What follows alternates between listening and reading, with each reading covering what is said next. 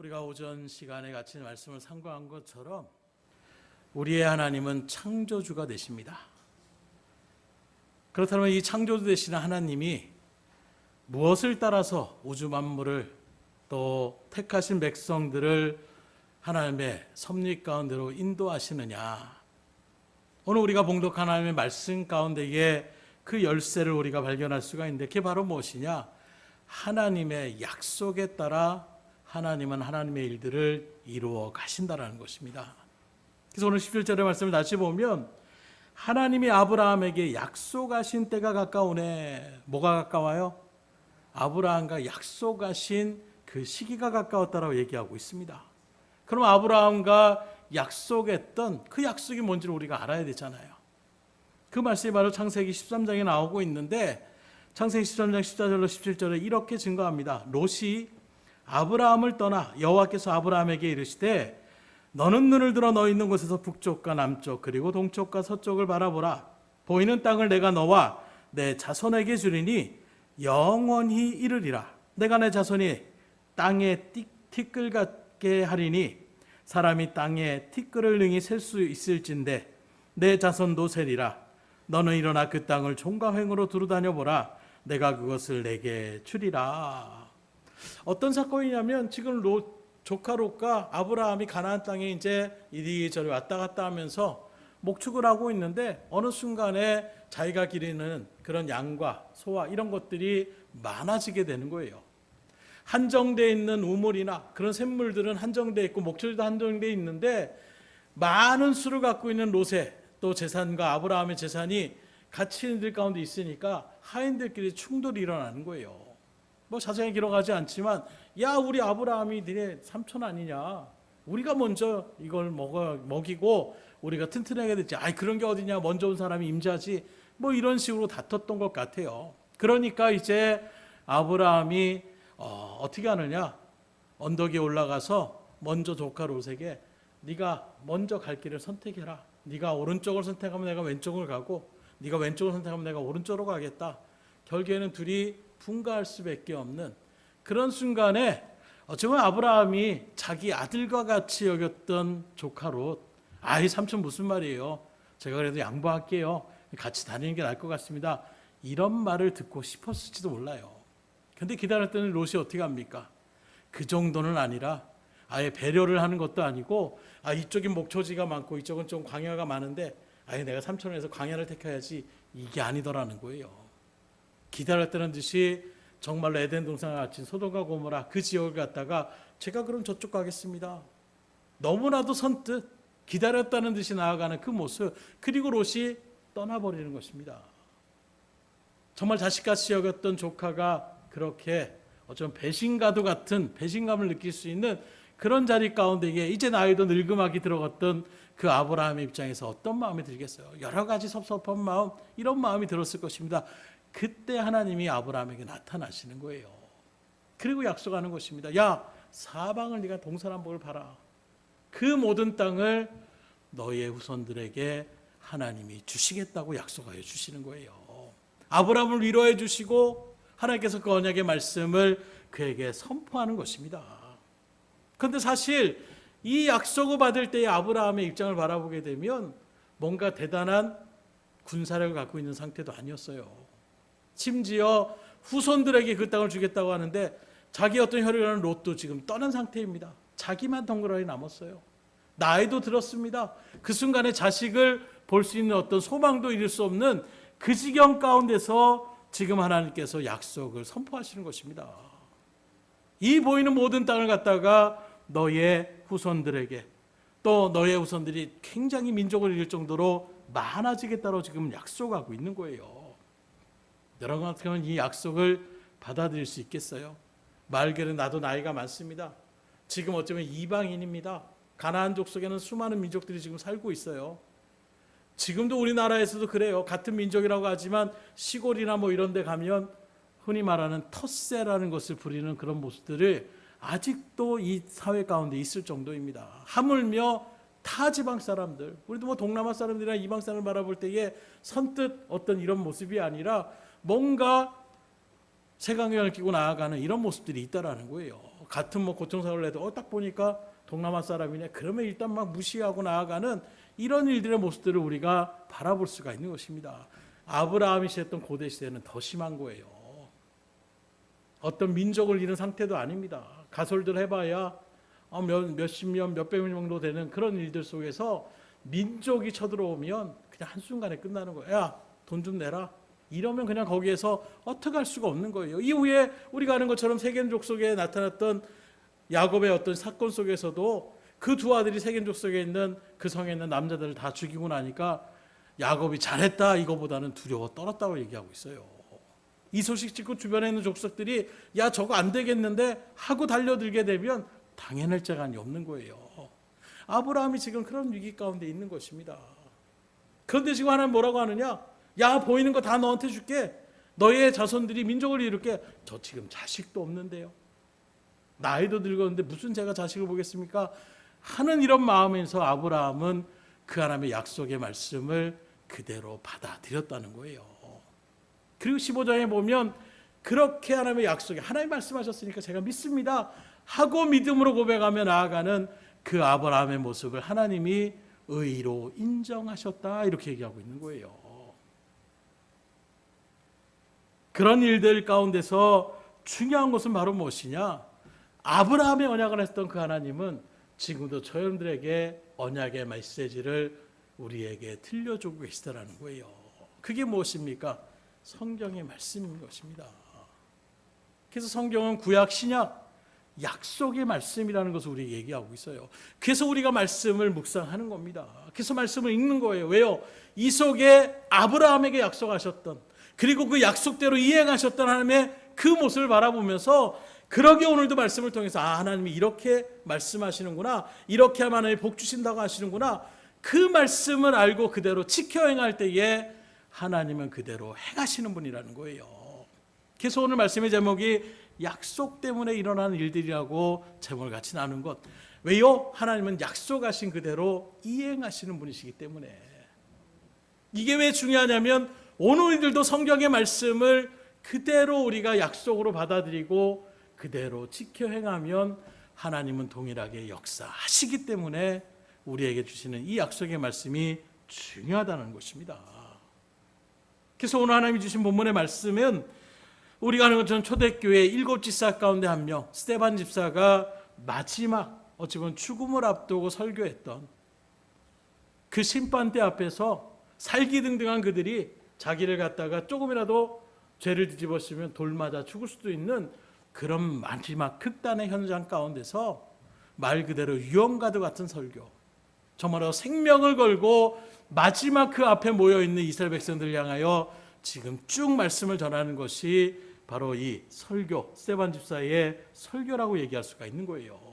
한마디로 얘기하면 목숨을 건 하나님의 말씀을 증거하고 있는 것입니다. 그럼 그런 설교의 핵심이 무엇이냐? 집에 가서 여러분들 한번 쭉 묵상해 보시길 원하는데 한마디로 요약하면 하나님은 약속을 지키시는 분이고 그 약속은 하나님의 신실하심으로 그대로 성취되었다. 그러니까 하나님은 헌하시는 분이 아니라 말씀하신 그대로 지켜 행하시는 분, 그래서 하나님은 신실하신 분이라는 것을 증거하고 있는 것입니다. 즉 하나님이 행하신 엄청난 일들의 그 배경에는 하나님 왜 이렇게 기적을 행하셨지? 어떻게 이런 일을 행하셨지? 그 배후에 그 배경에는 뭐가 있느냐? 하나님의 약속이 있었다라는 거예요. 그리고 그 약속의 주인공이셨던 메시아를 우리에게 보내주신다고 했는데 그 말씀이 성취되었다. 바로 예수님이 우리가 그렇게 바라고 원했던 하나님이 약속하셨던 구원자 메시아됨을 이 스데반 집사가 말씀으로 증거하는 것, 이게 바로 스데반 설교의 핵심 내용이라고 얘기할 수가 있는 거예요. 그렇게 본문에 바라보게 되면 특별히 아브라함에게 맺으신 그 약속의 때가 되었으므로 여러 가지 일들을 행하셨다는 것, 그래서 하나님이 이렇게 약속하시고 그대로 성취하는 것처럼 하나님이 우리에게 메시아를 보내주신다고 이야기하지 않았느냐? 그 말씀이 그대로 이렇게 성취되었다는 것을 근거로 하는 그 말씀 가운데서 이제 아브라함의 약속을 얘기하고 있는데, 그렇다면 그 아브라함과의 약속 때문에 하나님께서 행하신 일들이 무엇이냐? 첫째로 이스라엘 민족이 애굽에서 번성하게 하셨다는 거예요. 17절 다시 보면 하나님이 아브라함에게 약속하신 때가 가까움에 이스라엘 백성이 애굽에서 번성하여 많아졌다. 아시는 것처럼 창세기 바라보면 애굽의 이스라엘 백성들이 그렇게 야곱의 족속에 대해서 내려갔을 때에 70여 명이라고 얘기하고 있는 거예요. 그 70명의 사람이 애굽에서 400년 동안에 200만에서 300만에 가까운 한 민족이라 일컬어질 수 있는 그런 민족으로 번성케 하여 주셨다는 것입니다. 왜요? 왜 70명이 200만, 300만이 될수록 한 민족을 이르도록 번성케 하여 주십니까? 아브라함에게 약속하셨기 때문에, 민족을 이루리라고 하나님이 약속하셨기 때문에 이루어졌다라는 거예요. 그래서 한 민족으로 하는데 우리 1000명인데 민족으로 해주세요. 우리 나라로 인정해 주세요. 인정하기 쉽지 않습니다. 가끔 어떤 세계의 귀한 일들 보면 어떤 나라, 또 기본적으로 나라 땅이 있어야 되고 국민이 있어야 되고 거기에 대한 주권이나 여러 가지 일들을 얘기해서 최소한인데, 최소한의 어떤 사람들이라고 할지라도 정말로 민족이라고 나라라고 우리가 인정하려면 1000명 정도 이렇게 된다고 해서 나라로 인정해 줄 수가 없어요. 우리나라 작은 소도시도 1000명이 지금 넘는데, 그런 나라, 그런 도시, 그 정도의 인구를 갖고 나라, 민족이라고, 아무리 나는 민족이라고 하더라도 딴 사람을 보면 아유 족속밖에 되지 않네, 이렇게 얘기할 수밖에 없는 것입니다. 그래서 하나님은 너로 민족을 이루게 하겠다는 그 약속을 지켜 행하시기 위해서 이스라엘 백성들을 번성케 하여 주셨다는 거예요. 그래서 출애굽기를 바라보게 되면 아주 애굽 왕이 이렇게 저렇게 괴롭혀서 아이들을 좀 낳지 못하게 하려고 해도 그럴수록 아이들이 더 많이 히브리 사람들이 늘어나는 거예요. 왜요? 하나님이 행하시니까.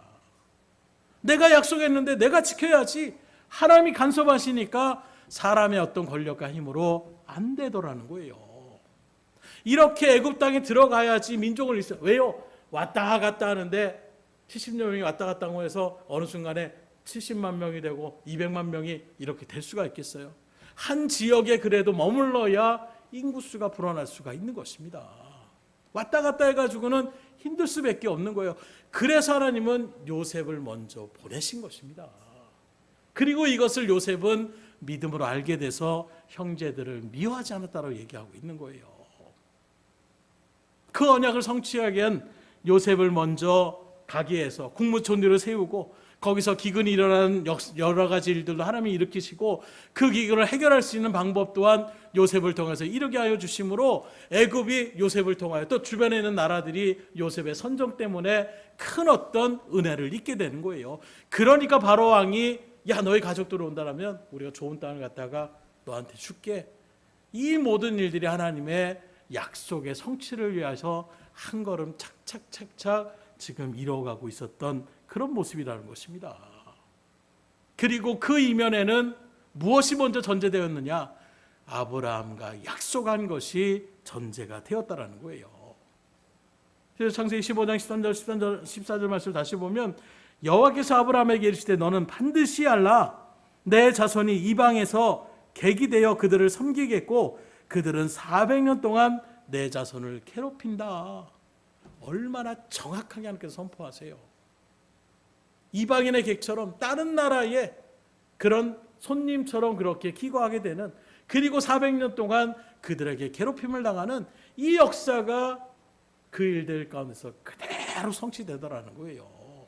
조금은 맞고 조금은 틀리는 것이 아닙니다. 하나님은 약속하신 그대로 이루시는 분임을 믿으시기를 주임으로 축원합니다. 그래서 이런 말씀을 통해 우리가 분명히 알아야 될 것은 역사의 주관자는 하나님께 있다는 거예요. 지금도 여러 가지 우연처럼 벌어지려 나가는 이런 일들도 다 그 속에 하나님의 보이지 않는 선택의 손길, 섭리의 손길, 또 언약을 이루시고자 하는 주님의 그 손길들이 우리 가운데 있다는 것을 우리가 분명히 알아야 된다는 거예요. 그걸 바로 알려면 어떻게 됩니까? 그래서 우리가 말씀을 묵상할 수 있으셔야 돼요. 그렇다면 하나님이 그 약속하신 일들을 또한 어떤 일들 가운데 이루셨습니까? 오늘 말씀에 보면 애굽의 왕권을 바꿔놓으십니다. 하나님이 아브라함과 약속한 때가 되니까 요셉을 알지 못하는 새 임금이 왕위에 올랐다. 이 말은 무엇입니까? 왕조가 바뀌었어요. 실제로 오므리 왕조로 나아갔던 애굽의 그 계열, 우리나라 보면 이씨조선이라고 얘기할 수 있잖아요. 그 조선이 완전히 고려에서 조선으로 바뀌는 것처럼 왕조가 아예 바뀌어버리는 거예요. 그럼 왜 이렇게 왕조를 바꾸게 됩니까? 생각해보면 정확하게 왜 왕조가 바뀌었는지를 알 수 없지만 새 왕조로 바뀌는 것은 결코 우연이 아닌 것은 만약에 여전히 요셉이 행했던 그 선정, 그 어떤 은혜의 손길들을 기억하는 왕조가 계속 집권했다라면 애굽 사람들이 이스라엘 백성들을 막 괴롭히지 않을 거예요. 그런 일들 속에서 이스라엘 백성들 역시도 애굽에서 나가려고 하는 그런 마음을 갖지 않을 것입니다. 근데 왕조가 바뀌니까 요셉을 알지 못하는 이렇게까지 못 받고 있는 거예요. 요셉이 누구야? 그 사람이 누군데? 근데 고센 땅에 저 사람도 우리하고 틀리게 생겼는데 왜 저 좋은 땅에 저 사람들이 있어? 이렇게 생각하며 나가는 왕조가 바뀌게 되니까 어떻게 됩니까? 위기를 느끼는 거예요. 왜요? 하나님이 그들을 번성케 하시니까 인구수가 점점점 많아집니다. 그러니 애굽 나라의 애굽 사람보다 히브리 사람들이 더 많으면 어떻게 되겠어요? 오히려 우리나라가 천복될 수 있겠다. 외부와 또 결탁하면 반란이 되고 일으키면 애굽이 완전히 망할 수도 있겠다. 위기감을 느끼게 되는 거예요. 그러니까 어떻게 하느냐? 여러 가지로 그들을 탄압하기 시작하는 것입니다. 그래서 하나님은 왕조를 바뀌어버리는 거예요. 요셉을 알지 못하는 새 왕자가 들어서서 저것들 계속 늘어나면 우리에게 위협이 되겠어. 이 마음만 가지고 이스라엘 백성들을 괴롭게 하니까 이스라엘 백성들이 어떻게 합니까? 여러 가지를 괴롭게 하고 심지어 아는 것처럼 아이들은 남자아이는 하수에 그렇게 던지며 나가는 이런 일들 가운데서 울부짖는 거예요. 여기서 못 살겠다. 이런 마음이 들지 않겠습니까? 그래서 출애굽의 일들 가운데서 그들이 어쩌면 선뜻 그 손길을 그 하나님의 섭리대로 나아갈 수 있었다는 것을 바라볼 수가 있는 거예요. 그러니 이스라엘이 출애굽을 생각하게 할 수 있는 이 모든 것을 통하여 어쩌면 바로의 그런 폭정과 그런 악정까지도 하나님의 말씀에 비춰보면 악한 일들로 선을 이뤄나가시는 하나님의 섭리의 손길들을 우리가 발견할 수가 있는 것입니다. 오늘 우리에게 어떻게 적용하겠습니까? 오늘 우리에게도 여러 가지 우리의 생각과 다른, 왜 내가 하나님의 뜻대로 사는데 더 위기가 오고 더 힘드는 이런 일들 가운데서 환경을 바라보지 마시고 그런 일들을 통하여 하나님께서 나를 깨닫게 해주시고 더 하나님의 일들 가운데에 세워나가시는 주님의 섭리의 손길을 믿음으로 바라보시고, 왜요? 하나님 우리들을 인도하시고 보호하시고 우리와 함께 하시다고 약속해 주셨잖아요. 그 약속을 붙들고 나아갈 때에 하나님 우리들을 하나님의 일들 가운데서 반드시 인도하신다라는 그 마음을 새기시고 환경을 바라보고 사람을 바라보고 넘어지고 쓰러지고 절망하지 않기를 주임으로 축원합니다. 하나님은 우리에게 재앙을 주시는 분이 아니라 평강을 주신다라고 약속해 주셨어요.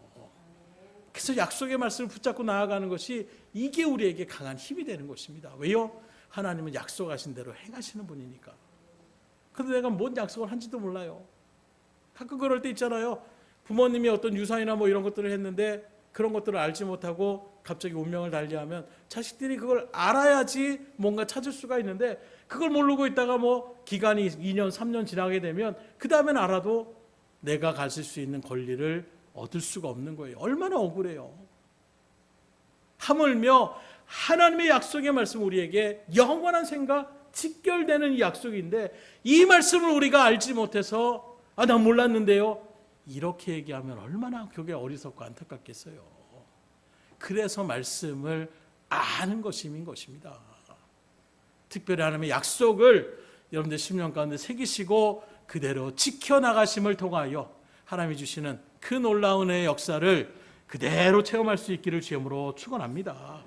그래서 하나님의 약속 때문에 일어나는 일들 세 번째는 바로 무엇이냐? 기가 막힌 방법으로 모세를 왕궁에서 또 자라게 하셨다는 거예요. 19절입니다. 그가 우리 족속에게 교활한 방법을 써서 조상들을 괴롭게 하여 그래서 막 산파들을 불러서 위협을 합니다. 야, 아이 날 때 남자이면 죽여버리고 여자애는 그냥 놔둬라. 이런 일들을 막 하는 거예요. 교사를 막 시킵니다. 그러나 이 히브리 산파였던 시브라부아가 어떻게 합니까? 하나님을 두려워하는 마음 가운데 그걸 하지 않는 거예요. 그러니까 아예 어떻게 하느냐? 거기서 끝나는 것이 아니라 아예 대놓고 애굽 사람들이 같이 가서 아이가 태어나자마자 사내 아이면 그냥 하수에다 집어 던지며 아이들을 그냥 수장시켜버리는 이런 참혹한 일들을 성경에만 기록된 것이 아니라 여러분들 이집트 문화에 나타난 벽화나 이런 그들의 어떤 언어를 바라보더라도 이러한 사건들을 그대로 거기에 기록하고 있는 것입니다. 만든 이야기가 아니라 성경의 말씀이 허구가 아니라 실질적인 있었던 일임을 우리에게 증거하고 있는 거예요. 바로 그 시기에 누가 태어나요? 모세가 태어나는 것입니다. 그러면 모세가 남자입니까 여자입니까? 남자아이예요. 죽어야 됩니다. 걸리면 일가족이 다 몰살할 수도 있어요. 그러나 하나님이 어떤 마음을 또 주십니까? 아이를 사랑하는 마음을 주는 거예요. 부모에게. 물론 다 사랑하겠죠. 근데 사랑하는 가운데서도 그 아이 때문에 우리 가족이 다 죽을 수도 있다라고 하는 위기 속에서 울며 겨자며 끌어 나갈 수밖에 없는 그 모습. 그런데 생명을 거는 거예요. 그런데 3개월을 그렇게 키우다가 도저히 이제는 울음소리가 새어나가는 이런 모습에서 키울 수 없으니까 어떻게 합니까? 우리가 그처럼 갈대 상자에다가 석청을 말라가지고 아이를 퉁퉁 띄워서 나일강에 띄워보내는 거예요. 근데 마침 또 그때 어떤 일이 일어나요? 바로의 공주가 거기서 목욕을 하러 나오다가 갈대 상자를 발견하게 되는 것입니다. 이게 우연이 아니라는 거예요. 그리고 그 아이의 갈대 상자를 열어보니까 갓난아기가 아마 흘러가는 일들 속에서 아기가 울고 막 소리가 났을지도 몰라요. 그래서 저거 뭐냐? 가져와라. 열어봤더니 옥자는 또 드라마틱 그런 얘기를 하더라고요. 문을 딱 여는 순간 모세가 막 울다가 반긋하면서 웃는 그 모습에 바로 공주의 마음이 싹 녹았다. 뭐 상상으로 그렇게 할 수도 있겠지만 어쨌든 그 바로 공주가 자기가 또 자식이 있다라면 신경 쓰지 않을 거예요. 이거 히브리 아이네. 갖다 버려라. 죽이려고 보낸 거구나. 이렇게 할 수도 있었을 거예요. 그런데 마침 그 바로의 공주가 또 무엇입니까? 아기를 생산하지 않는 공주였어요. 그런데 또 아이를 갖지 않았던 처녀의 어떤 모습으로 아이를 키운다라는 것 또 감동이 안 올 수도 있어요. 엄마들이 아이를 키워봤기 때문에 다른 아이들에 대한 어떤 모성애도 더 나타날 수 있지만 오히려 그렇지 않은 우리 지금 시대가 그렇잖아요. 굳이 결혼해서 아기를 낳을 필요가 있느냐 이런 마음들은 무엇입니까? 전혀 그 아이에 대한 어떤 감정들이 잘 나타나지 않는 거예요. 그런데 그 공주의 마음도 또 누가 움직입니까? 하나님이 움직이시는 거예요. 그래서 그 아이를 내 양자로 삼겠다. 그리고 데리고 들어가는 것입니다. 이 모든 것이 결코 우연이 아니라 아브라함의 약속을 하나님께서 이행하시고자 하는 그 말씀의 대로 이뤄나가심을 믿으시기를 주님으로 축원합니다. 그래서 하나님은 오히려 히브리 사람들을 죽이려고 하는 말살 정책을 폈지만 오히려 그것을 판전 드라마처럼 모세가 그 애굽의 왕조에 들어가게 되는 누가 이걸 상상해나 있겠어요. 히브리 아이면 무조건 다 죽어야 되는데 그 바로 왕도 그거 히브리 아빠 내가 키울 거예요. 그 딸의 고집을 꺾지 못해서 그래 그 아이 하나만 이게 우연으로 생각하면 우연일 수 있지만 하나님의 말씀에 언약대로 이루어지게 됨을 믿으시길 주님으로 축원합니다. 하나님이 이렇게 차근차근 행하시는 분이에요. 그걸 지금 스데반 집사는 분명하게 증거하고 있는 것입니다. 그러면서 21절로 22절에 뭐라고 합니까? 버려진 후에 바로의 딸이 그를 데려다가 자기 아들로 기름해 모세가 애굽 사람의 모든 지혜를 배워 그의 말과 하는 일들이 능하더라. 모세를 또 하나님께서 어떻게 합니까? 지혜롭게 하나님 만들어 놓으시는 거예요. 상문에 능하게 됩니다. 그래서 21절에 보면 모든 일들 가운데 얘 능하더라. 능력을 인정받은 거예요. 그러니 공주의 마음도 어떻습니까? 그 모세가 기쁨이 되는 것입니다. 기껏 그렇게 물에 흘러왔던 아이 그랬더니 말 그대로 망나니로 그렇게 나오면 어떤 마음이 들겠어요. 내쳐질 수 있었을 거예요. 그러나 그 뒤에 또 바라보기엔 그의 나이 40세까지 그 애굽의 왕족 가운데 있었다는 것은 애굽의 왕조가 모세를 인정했다라는 거예요. 지혜가 넘치니까 사랑받다는 증거를 우리가 바라볼 수가 있는 것입니다. 그 모든 것 위에는 뭐가 있다고요? 아브라함과의 약속이 있었기 때문에. 이렇게 하나님은 그 무엇보다 중요한 것이 모든 것은 바로 한 사람, 그 이전에 아브라함과의 그 맺으시는 약속을 이루시는 하나님의 그냥 열심도 아니고 특심 있는 그 열심을 통하여 그 일들을 이뤄내시는 거예요. 오히려 이스라엘 백성들, 아브라함의 후손들은 기억도 못하고 있어요. 400년이 지났는데 뭐 옛날에 뭐 약속했던 걸 기억이나 했겠어요? 하나님만 기억하고 있는 거예요. 근데 하나님은 그 일들을 반드시 이뤄냅니다. 우리도 그런 사람이 있잖아요. 아이, 딴 사람 모르는데 그냥 넘어가도 모를 거야. 내가 괜찮지 않아. 이렇게 얘기하시는 분들이 있어요. 마치 지금 하나님이 그와 같은 모습이에요. 딴 사람이 다 잊어버린들 하나님은 잊을 수가 없는 거예요. 내가 말한 건데, 내가 선포한 건데, 내가 약속을 얘기한 건데 그 약속을 내가 지키지 않을 수가 없으신 것입니다. 그리고 그 약속을 이행하시는 거예요. 그리고 일련의 모습을 통해서 결국 우리에게 깨닫는 하나님의 일들 가운데 하나 다 바로 무엇이냐? 하나님의 이 약속에 대한 열심, 하나님의 이런 섭리의 일들은 결코 어떤 세상의 권세나 사단의 어떤 일들로 무너지거나 또 그 약속이 성취되지 않는 일들이 일어날 수가 없다라는 거예요. 반드시 하나님이 선포하신 약속은 이루어짐을 믿으시기를 주임으로 축원합니다. 그래서 오늘 우리가 믿고 있는 하나님, 어떤 하나님이에요? 그 아브라함에게 언약을 했던 그 하나님을 오늘 우리들도 그대로 믿고 있는 것이고, 그리고 그 하나님은 동일하심을 믿으시길 주임으로 축원합니다. 몇천 년 이르니까 하나님도 변하셨겠지? 아니에요. 오늘 그 하나님도 동일하게 아브라함의 약속을 400년이 지나도 그 약속을 잊지 않고 일어나가셨던 것처럼 오늘 저희들에게 약속해 주신 이 약속의 말씀 그대로 지켜 행하면 하나님은 그 약속 그대로 이행하신다라는 것을 우리에게 증거하고 있는 거예요. 그렇다면 오늘 그 약속을 받은 저희들은 어떻게 살아야 되겠습니까? 아예 알아서 해주시겠지, 이게 아니라 오늘 우리들도 나에게 주어진 시간을 약속에 따라 사용할 수 있기를 주임으로 축원합니다. 곧 우리의 시간, 우리의 생명, 이 모든 것들은 누구의 주권에 있습니까? 하나님의 주권 가운데 있는 거예요.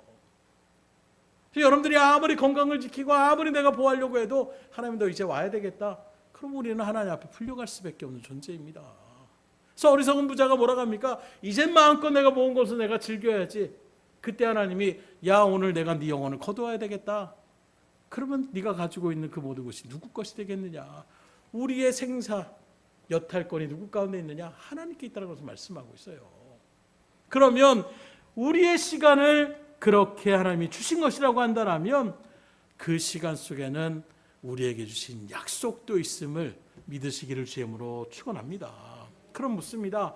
지금 여러분은 여러분들에게 주어진 그 하나님께서 베풀어 주신 시간을 어떻게 사용하고 있습니까?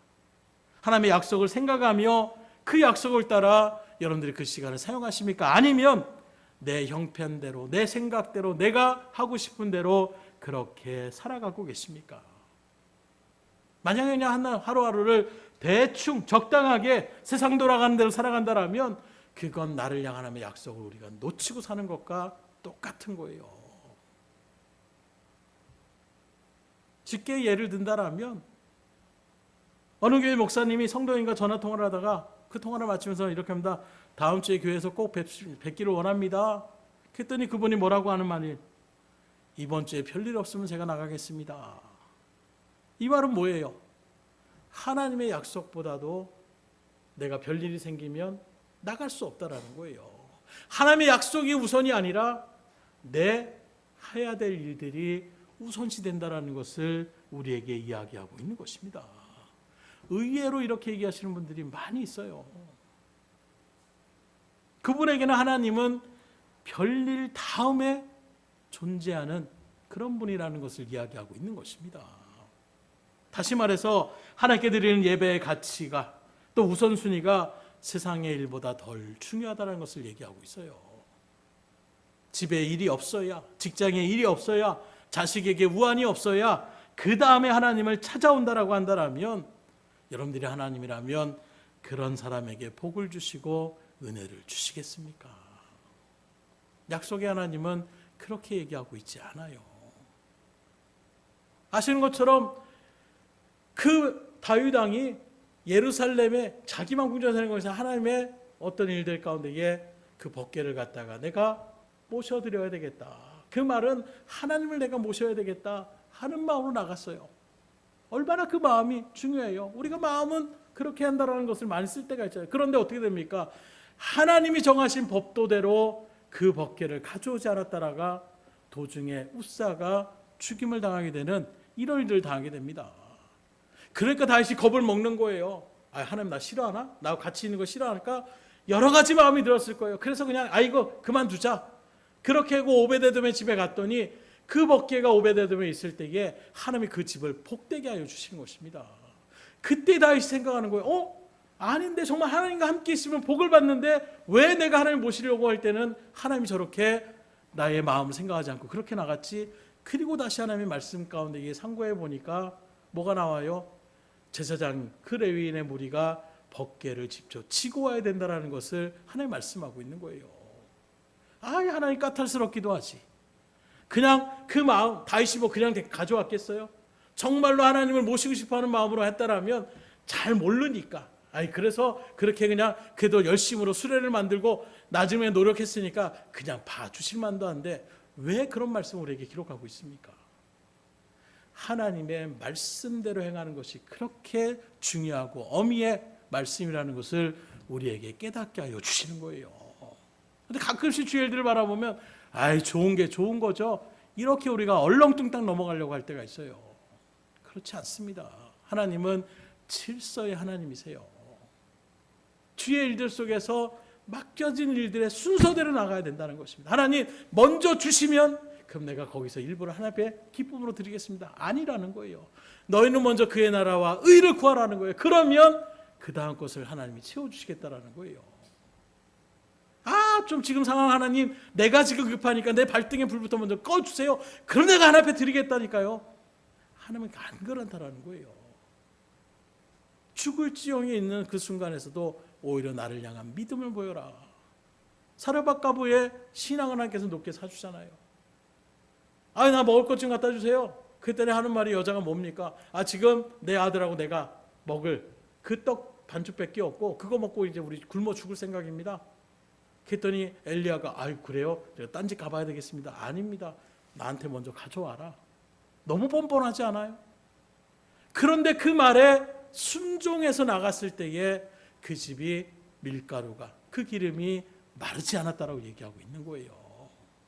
우리 이런 말씀들을 모르는 게 아니에요. 하나님이 약속으로 또 환히 그림으로 보여주는 것처럼 하나의 드라마와 같이 우리에게 그럴 수 있구나. 하나님 앞에 맡기면 되는 것이구나. 내가 죽이려고 하는 분이 아니구나. 그런데 우리는 그 말씀을 믿지 않고 여전히 우리의 삶 속에서 하나님 이게 더 급합니다. 입을 끄면 그 다음에 내가 하나님 앞에 열심히 하겠습니다. 이런 고백들을 너무나도 우리가 많이 아무렇지도 않게 하고 있지 않냐라는 거예요. 그리고 나서 하나님 왜 복 안 주세요? 하나님께서는 할 말이 뭡니까? 네가 내 뜻대로 내 약속대로 행하지 않았는데 내가 어떻게 너에게 복을 주냐? 약속대로 행하지 않는 너에게 복을 주면 내 약속 자체가 어떻게 되는 겁니까? 어그러질 수밖에 없는 거예요. 그래서 하나님이 세우신 약속의 말씀, 이 성경의 말씀 그대로 지켜 행하시라는 거예요. 많은 사람들이 지금 상황이 그래서요. 지금 시대가 그래서요. 그건 우리의 모습 가운데 나타난 모습이지 하나님의 말씀은 시대가 단련다라고 해서 바뀌어지지 않아요. 예수님도 뭐라고 합니까? 하나님의 말씀은 1.1획도 변하지 않는다라고 우리에게 증거하고 있지 않습니까? 나는 율법을 폐하러 온 사람이 아니라 완성하러 왔다라고 우리에게 증거하고 있는 거예요. 그런데 우리가 뭐라고? 하나님 요거 순서 지금만 바꿔야 됩니다. 하나님 지금 내가 이게 더 급하니까 요거 먼저 해주셔야 됩니다. 하나님의 말씀대로 언약대로 지켜 행할 수 있기를 주님으로 축원합니다. 그렇게 할 때 하나님이 우리에게 은혜를 주신다라는 거예요. 마지막으로 그런 일들 가운데 우리가 생각해 볼 것이 바로 무엇이냐? 이해가 안 되는 일도 약속의 관점으로 우리가 보러올 수 있는 믿음의 눈을 우리가 뜨셔야 된다는 거예요. 지금도 우리 주변에는 우리가 이해하지 못하는 일들이 날마다 일어납니다. 수많은 사건들이 일어나잖아요. 억울한 일들이 우리 가운데 펼쳐질 때가 있잖아요. 그런 모습에서 우리가 억울해합니다. 믿음의 사람들도 하나님 뭐하고 계셨습니까? 하나님 왜 이렇게 애통한 마음을 우리에게 주십니까? 왜 이렇게 우리에게 어려움과 고난을 주십니까? 그 자체가 이해가 안 돼서 우리가 하나님 앞에 울부짖으며 나올 때가 있잖아요. 우리도 그런 아픔이 있습니다. 하나님 왜 그렇습니까? 하는 그런 마음의 어떤 답답함을 우리가 같이 그 일들 가운데 주님 앞에 아랬던 모습들도 있어요. 오늘 본문에도 그런 부분이 나옵니다. 약속의 때가 되면 어떻게 됩니까? 이제 뭔가 징조가 일어나고 좋은 일들이 벌어지고 좋은 징조들이 일어나야 되는데 오히려 어떻게 됩니까? 긍정적인 모습이 아니라 오히려 상황이 악화되는 거예요. 요셉을 모르는 왕이 나타납니다. 그리고 그런 모습에서 이스라엘 백성들을 더 핍박하고 학대하고 심지어 갓난아기들을 하수에 던져서 죽이는 이런 말도 안 되는 일들의 고통이 그들 가운데 펼쳐지더라는 거예요. 그래서 도저히 이해가 안 됩니다. 오히려 하나님의 약속이 없어졌거나 하나님의 약속을 안 지키는 것 같은 절망감에 우리가 사로잡히는 것처럼 보일 수 있는 거예요. 그러나 세상이 이해 안 되게 돌아갈지라도 그 속에서 하나님의 약속은 그대로 이뤄나가고 있음을 믿을 수 있기를 주님으로 축원합니다. 그걸 우리에게 말씀은 증거하고 있는 거예요. 근데 우리 자꾸 내가 보여지는 것이 전부인 양 이야기할 때가 있어요. 이런 부분들을 제가 삶을 통해서 깨닫게 되는 거예요. 몇 번의 어떤 경험을 통해서 제가 보지 못하는 일들 속에서 예를 들어서 약속을 해서 몇 시까지 이렇게 얘기를 했는데 안 내려오는 거예요. 그리고 나서 늦게 막 20분 30분 지나서 내려오니까 제가 막 화를 냈습니다. 일부러 늦장 부린 줄 알고. 왜요? 제 마음대로 상상을 하잖아요. 여자 청년들이라서 씻고 이렇게 준비하고 그 대충 준비하지 막 이런 마음이 있는 거예요. 근데 알고 보니까 그럴 수밖에 없는 상황이 있었다는 거예요. 그때 제가 깨닫게 되는 것이 내가 생각하고 내가 보이는 것으로 내가 분명히 보이고 분명히 그런 일들 가운데 했던 판단이 옳다고 생각했는데 그런 판단이 옳지 않을 때가 있는 거예요. 아이들도 마찬가지입니다. 딱 들어왔는데 때마침 하람이가 주먹을 이렇게 들고 있었다가 딱 걸렸어요. 그리고 하음이 울고 있어요. 그러면 그냥 먼저 어떻게 합니까? 너 임마 이 새끼야, 형이 동생을 막 이렇게 하는데 나중에 알고 보면 오히려 동생이 잘못하는 일들 가운데 그렇게 서 있는 모습들을 우리가 오해할 때가 있더라는 거예요. 무슨 말씀을 드리고자 하냐면 우리는 내가 생각하고 내가 보이는 것으로 판단하는 것이 100% 그게 맞는 줄 알아요. 그렇지 않을 수 있다는 것입니다. 그게 바로 믿음의 눈을 보는 거예요. 그게 약속을 붙잡고 나아가는 것입니다. 상황은 도대체 내 생각과 이성으로는 그게 말도 안 되는데 하나만 붙잡고 나가는 거예요. 하나님은 우리를 선으로 인도하시는 분이다. 그 하나님은 나에게 재앙을 주시는 분이 아니라 나에게 은혜를 베풀기 원하시는 분이다. 이 말씀 붙잡고 그대로 믿고 나아가는 거예요. 가면 죽을 텐데 그래도 하나님이 가라고 했으니까 가야지. 가면 내가 고난하는데 그래도 하나님이 가라고 했으니까 가야지. 그 마음에 그게 믿음의 발걸음이라는 거예요. 이해돼서 가면 얼마나 좋겠어요. 근데 많은 부분들 가운데서 이해되지 못하는 상황들이 펼쳐질 때가 있어요. 그때 이 말씀의 약속을 붙잡고 나가시라는 거예요. 사람의 약속이 새겨진 사람은 흔들리지 않습니다. 상황 보고 왔다 갔다 하지 않아요. 저 여러분들이 그러한 삶의 일들 가운데 설 수 있기를 주님으로 축원합니다. 바로 그때 우리는 겉모양을 보는 것이 아니에요. 보여지는 상황만을 바라보는 것이 아니라 그 배후에서 열심으로 약속의 말씀을 이뤄나가시는 하나님의 섭리의 손길을 기대하고 바라보며 더욱더 하나님을 의지하며 나갈 수 있기를 주님으로 축복합니다. 그러한 역사하시는 거예요. 말씀을 드립니다. 이스라엘 백성이 400년의 노예 생활, 이스라엘 자체로 바라서는 큰 불행의 역사고 아픔의 역사라고 얘기할 수 있습니다. 하지만 그것은 하나님이 그들의 조상 아브라함과 맺은 그 약속을 지켜 행하시게 하여 그들을 번성케 하시게 하는 하나님의 계획이었고 인도하심이었고 다시금 가나안 땅으로 이끌어내시고자 하는 하나님의 보이지 않는 섭리의 손길이었다는 것입니다. 비록 그들이 그 기간 동안에 멸시와 천대를 받고 고난과 어려움을 당했을지 몰라도 그 당시에 가장 강대였던 애굽의 보호 가운데 있었기 때문에 200만이 넘는 민족을 이루는 일들을 이뤄나갈 수가 있었다는 거예요. 마찬가지로 오늘 이 시간에도 우리가 원치 않는 불행의 사건들이 끊임없이 일어날 수 있습니다. 그럴 때 우리는 한탄하거나 걱정하지 마시고 그런 속에서도 하나님의 약속의 말씀을 붙잡고 믿음의 눈을 떠서 주님을 더욱더 의지하며 나갈 수 있기를 주님으로 축원합니다.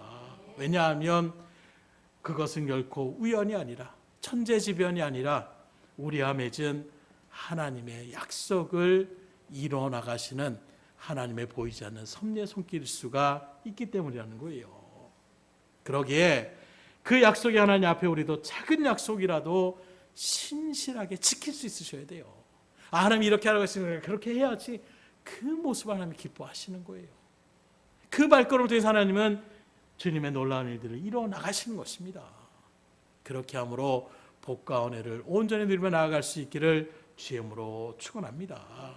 오늘 시간 그러게 우리가 우리를 향한, 우리를 택하시고 보호하시고 인도하시고 이끌어주시는 그 언약의 하나님의 말씀을 잊어버리지 마시고, 지금 당장 힘이 들더라도, 지금 당장에 나는 그 고난이 끝이 보이지 않는 것 같은 어둠의 현상일지라도 여전히 나를 향한 하나님의 약속의 말씀, 그 언약의 말씀을 붙잡고 인내하심으로 하나님의 놀라운 은혜와 복을 충만히 누리며 나아갈 수 있는, 나아가 하나님의 영광을 드러내고 맡겨진 구원의 일들 가운데도 여러분들이 쓰임받을 수 있는 믿음의 백성들이 다 될 수 있기를 주의 이름으로 축원합니다. 우리 역사하면서 선포하겠습니다. 하나님은 신실하십니다. 믿으시기를 주의 이름으로 축복합니다. 기도하겠습니다. 하나님 감사합니다. 우리의 믿음이 연약할 때가 있습니다. 우리의 생각대로 되어지지 않고 또 열심으로 주의 말씀 가운데 섰음에도 불구하고 오히려 고난과 박해가 우리 가운데 더 처절하게 닥쳐올 때에 우리의 중심이 흔들릴 때가 있음을 주님 앞에 고백합니다. 오늘 주의 백성들 가운데에 그런 지체들이 있지 않습니까? 육신의 질고로, 환경의 문제로, 사람과의 관계 속에서 하나님 앞에 의지하며 나갔음에도 불구하고 여전히 내 뜻대로 뭔가 신랄 같은 희망의 어떤 소망도 보이지 않는 그 처절한 절망감에 어찌할 바를 모르는 주의 백성들이 있다면 오늘 이 말씀을 통하여 다시금 힘을 얻게 하여 주시옵사오니 약속하신 그대로 이루시는 그 신실하신 하나님이 여전히 우리 가운데 함께 하시고 우리를 온전한 길로 또 선한 대로 인도하시되 승리자의 자리 가운데로 이끌어 가시는 주님의 그 약속의 말씀을 붙잡고 주의 일들을 감당케 하여 주시옵소서. 그러므로 주님께서 예비하여 주셨던 그 놀라운 은혜와 복을 온전히 누리며 나아가길 원합니다. 죽음의 위기 가운데 있었던 그 모세가 오히려 바로의 왕자가 되어져서 그 모든 일들 가운데 지도자로 이스라엘 백성들을 약속의 땅으로 이끌어갈 수 있는 믿음의 하나님의 세우신 능력의 종으로 이루어 주신 것처럼 오늘 우리에게도 고난이 있을 수 있지만 역경이 있을 수 있지만 그러나 그것이 우리의 삶의 끝이 아니라 그 일들을 통하여 반드시 하나님께서 이루시고자 하는 주님의 언약의 말씀이 있을 줄 믿사오니 먼저 우리가 그러기에 주의 말씀을 묵상하며 나갈 때에 깨닫게 하여 주시고 주의 말씀을 품게 하여 주시고 그대로 행하게 하여 주셔서 주의 일들을 감당해 나갈 수 있도록 인도하여 주시옵소서. 모든 것을 주님 앞에 의탁드리며 예수 그리스도 받들어 기도드렸사옵나이다. 아멘.